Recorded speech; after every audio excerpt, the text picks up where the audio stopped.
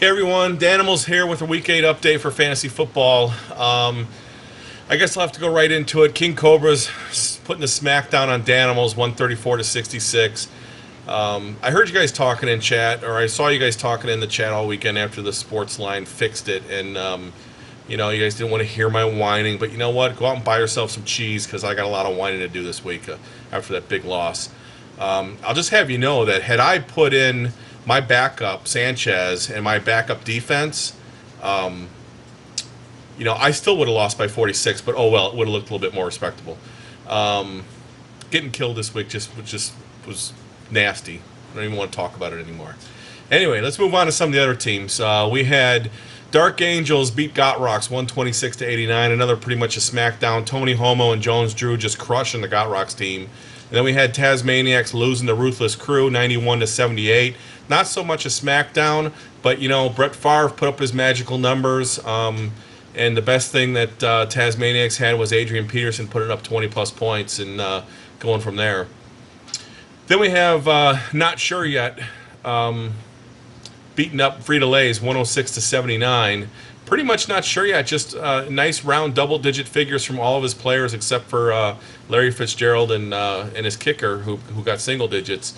And Frito-Lay's had a pretty good showing too. She had 20-something points from a running back and a quarterback, but the rest of her players were pretty much in single digits except for Slayton, who appeared to have been benched after having a fumble.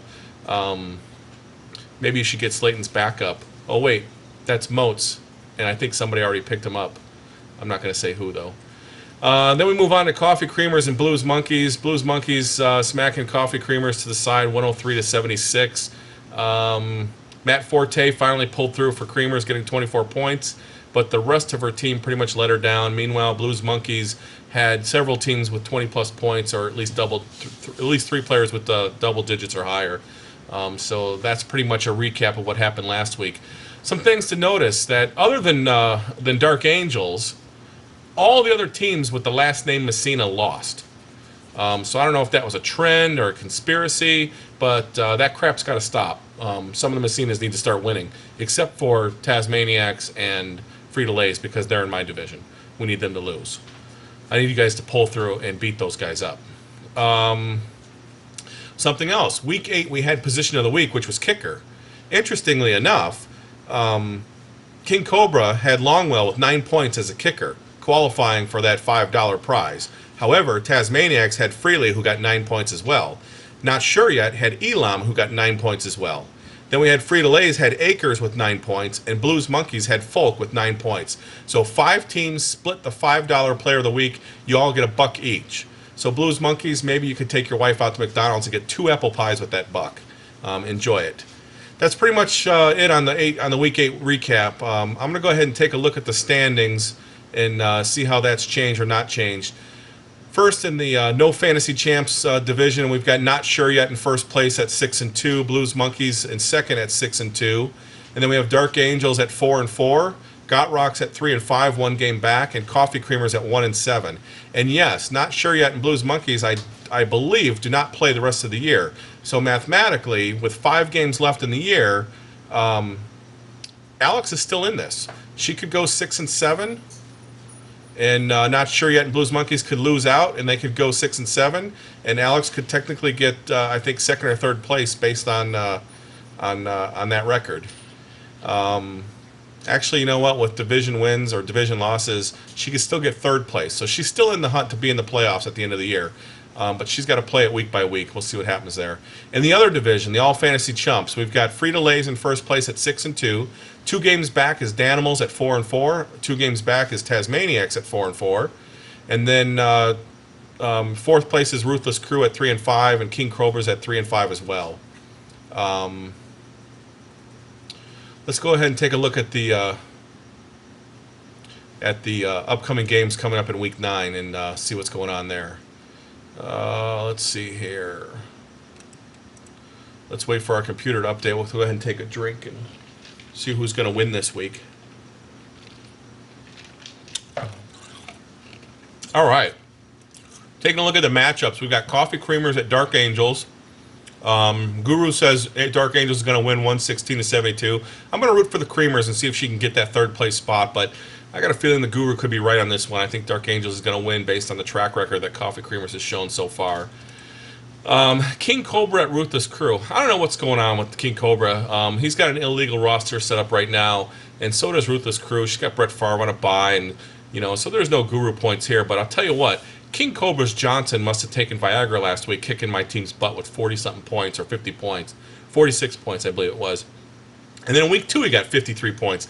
But every other week, King Cobra's Johnson had averaged like 7 or 9 points. So you know what? When you're playing another team, go ahead and feed that thing some Viagra and have your Johnson beat up all the other teams. But when you're playing me, knock it off. I'm tired of it. Anyway, let's go on to another matchup. We got Blues Monkeys at Tasmaniacs. From the Danimals perspective, we need Tasmaniacs to lose. Guru says Blues Monkeys 133, Tasmaniacs 118. Again, I think the Guru's full of crap. I don't think he knows what he's doing. I think this is going to be Blues Monkeys 175, Tasmaniacs 38. That's the way it's looking to me, because I need Tasmaniacs to get a loss so that I can keep that edge on him in second place in our division. And 2 more wins, I can catch up on Frito-Lays. And then the next matchup we have is Danimals at Frito-Lays. Really, really bad division win needed here by Danimals in order to make up that 2-game gap behind Frito-Lays. And Frito-Lays needs that win in order to keep that lead on Danimals and Tasmaniacs. But her team sucks, so I'm going to win that game anyway. Then we have Not Sure Yet at Got Rocks. Guru says 122, Not Sure Yet to 108 at Got Rocks. I'm rooting for Got Rocks. You heard it here, Taz. Rooting for Got Rocks. Go Got Rock! Don't tell her, but her team sucks too. Okay, so anyway, a couple other things to note standing-wise, or the games coming up this week, is that we've got Ruthless Crew and King Cobras playing each other, both at 3 and 5 in one division. So one of those teams is going to go 3 and 6. Kind of no matter which one it is. The other team's going to go 4 and 5, which really puts the pressures on Danimals and Tasmaniacs to get a win in order to keep their second and third place positions alive. We already talked about Coffee Creamers earlier. Got Rocks 1 back out of 3rd place, so she really needs to get a win and needs Dark Angels to lose. Meanwhile, Not Sure Yet and Blues Monkeys at 6 and 2 are really fighting it out for that first place in their division. I believe we have 5 games left in the season. Is that right, 5? Yeah, 13 games, week 8. So we got 5 games left in the season. Then we start talking about playoffs. We'll see what happens from there. But that's pretty much all the updates I have for this week. Just a couple things I wanted to say is Not Sure Yet, your team sucks. Blues Monkeys, your team sucks. Dark Angels, your team sucks. Got Rocks, love that Got Rocks team. Woo! Sucks. Coffee Creamers, 1 and 7 record, your team's sucking. Frito-Lays, sucks big time, 6 and 2. That's just luck. Danimals, 4 and 4. Yeah. Tasmaniacs, team sucks, 4 and 4. Ruthless Crew, team sucks. King Cobra, do I even need to say it? Put your Johnson away. Your team sucks. Anyway, that's it. Catch you guys next week. Bye.